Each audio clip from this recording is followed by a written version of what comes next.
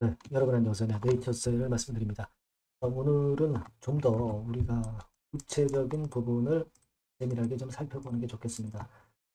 기업체 반려결정 이후에 어려운 그런 상황에 직면해 있는데, 자, 오늘 제가 말씀을 드릴 부분은 이전 영상에서도 개괄적인 것들을 전부 말씀을 드리기는 했어요. 네.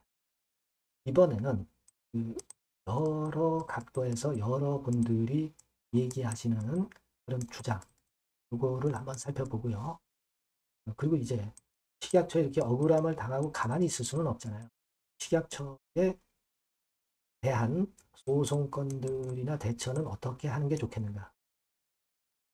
우리가 나름대로 살펴보는 거죠. 물론 알바이오 측이 이제 결정하리라고 보지만 그걸 좀 살펴보도록 하고요.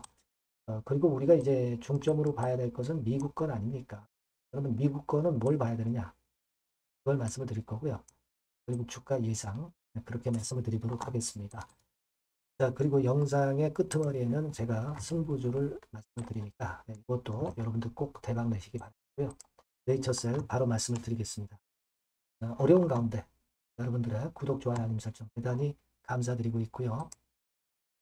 그리고 오늘 판단은 제가 또 드리겠지만 또 이제 재료나 수급이나 여러 가지 건들이 쏟아져 나올 겁니다. 그걸 보면서 오늘 이후 장중 상황에서의 긴급한 정보나 판단은 텔레그램 방에서 무료로 도와드리고 있습니다. 네이처셀 장, 네, 이렇게 문자를 주시면 제가 최선을 다해서 끝까지 여러분들 도와드릴 거예요. 문자를 주시면 텔레그램 방에 초대를 해드릴 겁니다. 문자 꼭 주세요. 자, 여러분 일단 제가 정리를 한번 해봤어요. 이거 한번 보시면서 쭉 예상을 한번 해보시는 게 좋을 것 같습니다. 공개문입니다. 그죠? 네, 공개문은 중앙약심위 회의록 공개문은 이미 제가 말씀을 드렸어요.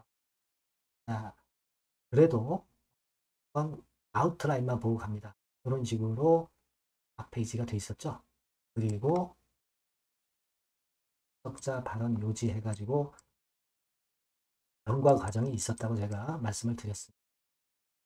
자, 그 다음에 페이지입니다. 전부 여러분들이 보신 거예요. 네. 제가 지난 영상에서 말씀을 이미 드렸던 거고요.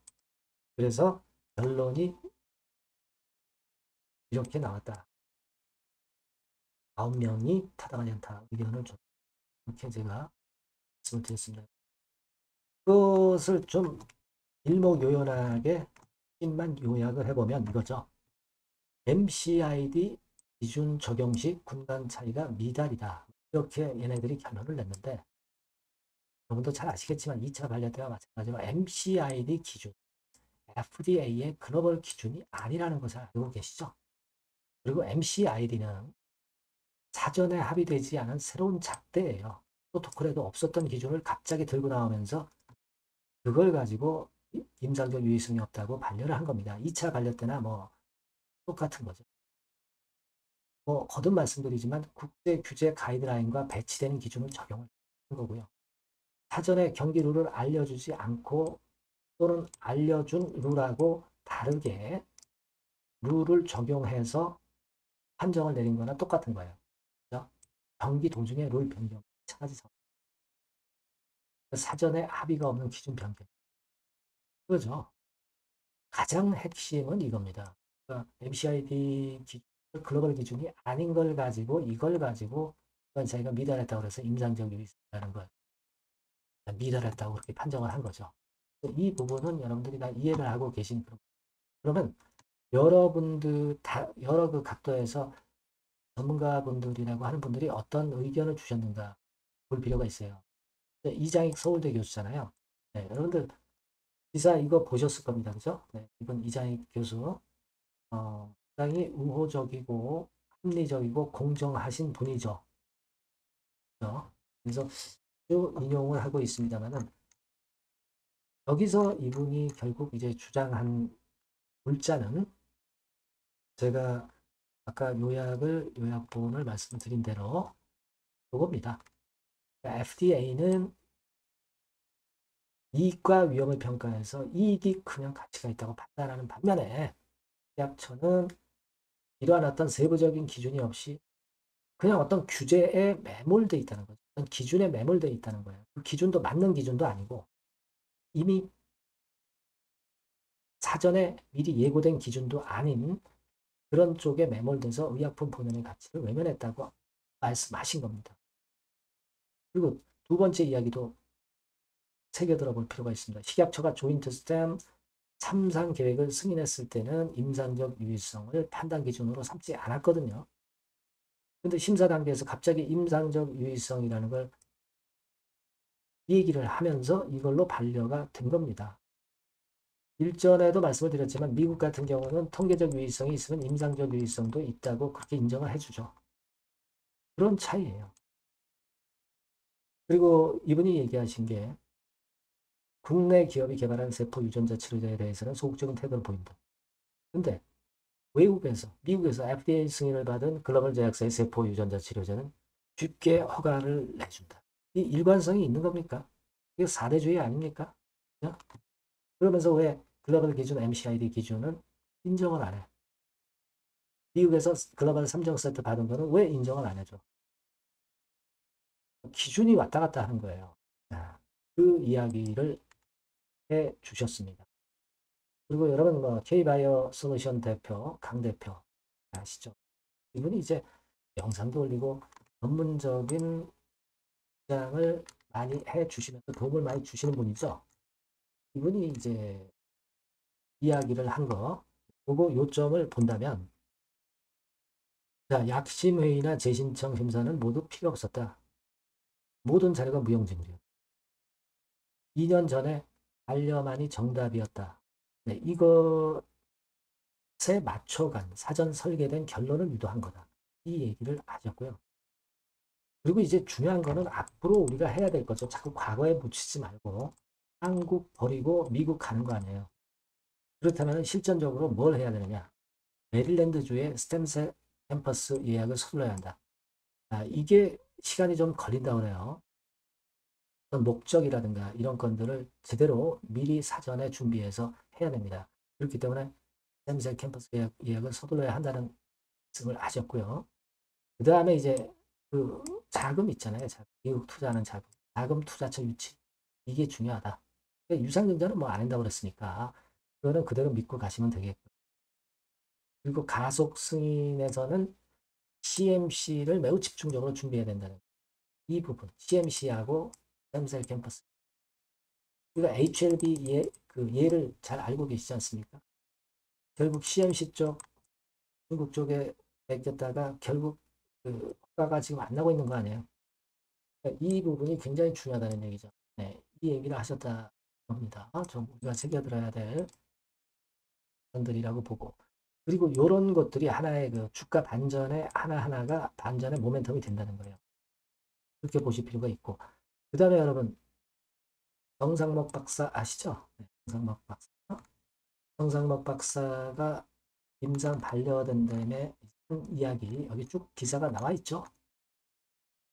아마 읽어보셨을 건데, 요점은 그거죠. 미국 가속 승인에 올인해야 된다. 그렇게 하고 있다. 인허가의 가장 중요한 EOP2 미팅. 그리고 미팅을 올해 내로 진행할 예정이고, 플로리다 포함한 주요 주에서 상용화를 먼저 상용화를 하는 거예요. 그래야 FDA 허가를 받는 데 도움을 받는다. 이렇게 하겠다라고 앞으로 계획을 얘기를 해 주셨습니다. 그러니까 요거 하나하나가 주가 반전의 모멘텀으로 작용할 기대 요소가 되는 거예요. 그래서 자꾸 우리가 과거에 얽매이지 말고 미래를 봐야 됩니다. 한국에 얽매이지 말고 미국 거를 봐야죠. 그래서 그걸 준비해야 된다는 거예요. 그 이야기가 아까 말씀드린 강 대표 이야기 그리고 정상목 박사 이야기가 바로 그겁니다. 자꾸 과거에 우리가 얽매여서 어떻게 하겠어요? 이미 엎질러진 물인데 미래를 보고 주가 반전의 요소를 우리가 찾아 나가야죠. 그렇게 봅니다. 그리고 과거에 얽매이는 거는 한국 식약처에 대해서는 그럼 어떻게 대응을 하는 게 제일 좋겠느냐. 예전에 뭐 행정소송 이야기도 나왔죠. 만약에 식약처에 대해서 이 억울함을 좀 풀려고 한다면 행정소송이나 행정심판 네, 요거를 해야 돼요. 처분 신청도 이제 양념격으로 이제 할 수 있는 거고 요걸 해야 됩니다. 그래서 행정소송 억울한 일을 당했을 때 무효화하거나 취소하기 위해 소송을 제기하는 거죠. 여기 설명이 쭉 나와 있죠. 그리고 가처분 신청은 시정 권리를 신속하게 보호하기 위해서 법원의 임시적인 결정을 구하는 절차예요. 이거는 그러니까 먼저 행정소송을 하고 결과 기다리기 어려운 긴급한 상황에서 이제 가처분 신청을. 행정소송이 먼저죠. 그리고 중간에 가처분 신청. 이렇게 되는 겁니다. 그러니까 가처분 신청을 내는 게 아니라 행정소송을 먼저 내는 거죠. 이렇게 볼 수 있고, 행정심판도 일하는 제도도 역시 행정소송과 비슷합니다. 국민구제 제도예요. 근데 행정심판이 조금은 더 유리할 가능성이 좀 있습니다. 비용 면에서도 여기 나와 있는데 그렇고요. 여러 가지 유리한 점들이 많아요. 그리고 행정소송은 법리적인 것이기 때문에 이것보다는 행정심판 쪽으로 가야 하지 않겠나 이런 생각을 하고 있습니다. 물론 아이라이어 측에서 어떤 결정을 하느냐가 중요하죠.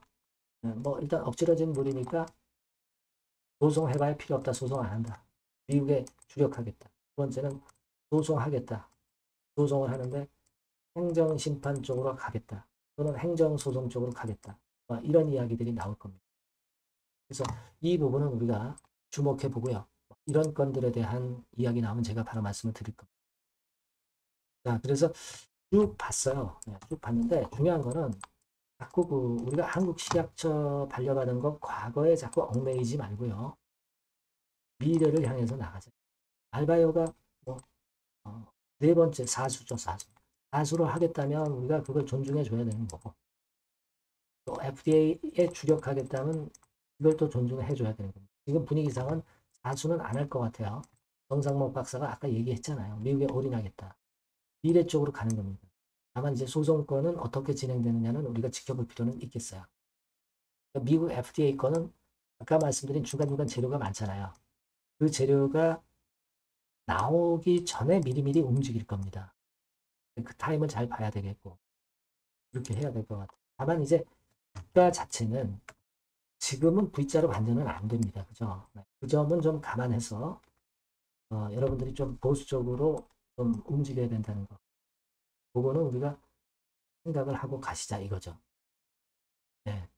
일단 그런 견해입니다. 그래서 요건과 관련한 그 긴급한 소식이나 정보는 제가 여러분께 바로바로 말씀을 드릴 테니까 여러분들께서는 요 전번으로 네이처셀이라고 꼭 문자 주세요. 그래야 제가 연락을 드릴 수 있어요.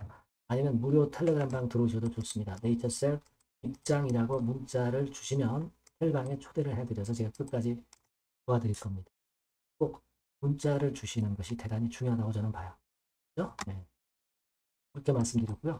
제가 승부주를 말씀드린다고 그랬죠. 지금 말씀드릴게요.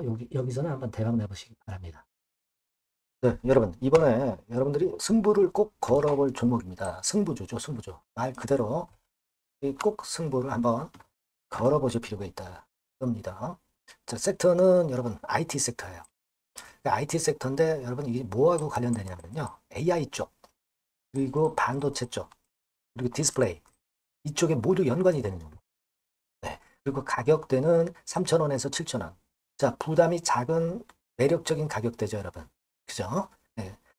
따라서 시총도 뭐 크지 않습니다. 시총도 한 1,000억에서 2,500억 정도. 가벼운 이점이 있는 데다가 탄력받으면 무섭겠죠. 네, 탄력받으면 시세가 무서울 겁니다. 위쪽으로 가는 게. 투자 기간은 이제 짧게는 1개월. 가장 기간이 오래 걸려도 3개월이에요. 이게 1, 2개월 안에 승부를 볼 수 있는 그런 승부입니다. 네. 자, 그리고 차트를 한번 여러분들께 잠깐 보여드릴게요. 자, 차트는 이렇게 생겼어요. 그러니까 주봉 차트인데 여러분 그동안 계속 조정을 받다가 드디어 바닥을 부송을 하고 이제 막 튀어 올라가려는 타임이죠. 그죠? 그러니까 이런 걸 뭐라 그래요? 바닥권에서 올라가기 시작하는 상승 초기 패턴이라고 그러죠. 상승 초기 패턴입니다, 여러분. 월봉 같은 경우도 보면은 뭐 유사하죠. 월봉도 이런 정도 흐름을 보여주고 있습니다. 하지만 뭐 우리가 이 정도까지 길게 보려고 이제 월봉 보는 건 아니고요. 이게 주봉 정도 보고 매매하시면 될 것 같아요. 확신을 갖고 매매하시면 될 것 같습니다. 그렇게 말씀드릴 수 있는 종목이고 수급을 보면은요. 외인이 사실 이때부터 사기 시작했어요. 사다가 파는 듯 싶다가 다시 사고 파는 듯 싶다가 다시 사도록 오고 있어요, 지금. 그러니까 점증한다는 얘기예요. 순매수가 점점점 점증하는 패턴이기 때문에.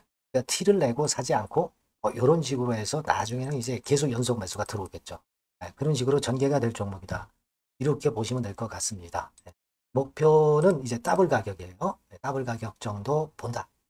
네, 이렇게 말씀드릴 수 있는 종목이에요. 그리고 더블 시세가 왜 가능할까? 이 부분인데요. 여러분, 이 IT 기기가 어떤 그 중간중간 그 새로운 기기가 나올 때마다 혁신이 일어날 때 이 혁신과 관련된 새로운 혁신적인 기기들은 엄청난 꿈의 시세를 냈어요. 그러니까 이 혁신적 IT 기기가 나올 타임이 도래해서 이 건과 관련한 선두 대장이라는 얘기입니다. 이게 모멘텀이에요. 그리고 이게 필수적으로 그 미래 IT 기기에 필수적으로 들어가는 재료와 관련된 종목이기 때문에 더욱더 각광을 받을 수 있다는 거예요. 그 초핵심 기술을 한국산화를 이미 성공을 해놨어요. 오케이 됐단 말이죠. 그리고 경쟁이 처지면 안 되잖아요. 근데 글로벌 타 경쟁 제품들에 대비해서 초소형, 굉장히 가볍다. 초경량. 자, 작고 가볍다. 굉장히 작고 초소형. 그리고 가볍다. 초경량. 이런 제품이기 때문에 메리트가 상당히 커졌다. 이런 얘기입니다. 그리고 중요한 거는 이게 타임이 안 맞으면 안 되잖아요. 뭐 1, 2년 후에 나올 거 무슨 소용이 있겠어요. 한두 달 내에 이 제품 관련해서 큰 이슈가 등장이 됩니다, 여러분. S기업에서 8, 9월에 이 기업 관련해가지고 혁신적 제품을 등장을 시켜요, 여러분. 아시겠습니까? 네, 이게 우리가 지금 현재 최소한 더블이 가능한 이유로 보는 승부주인 겁니다. 아시겠죠? 그러니까 여러분들 요거 꼭 이번에 해보세요. 승부를 한번 걸어보십시오. 승부주라고 문자를 주시면 돼요. 되나죠? 승부주라고 꼭 문자를 주셔서 이번에 한번 쟁취하시기 바랍니다. 네, 감사합니다.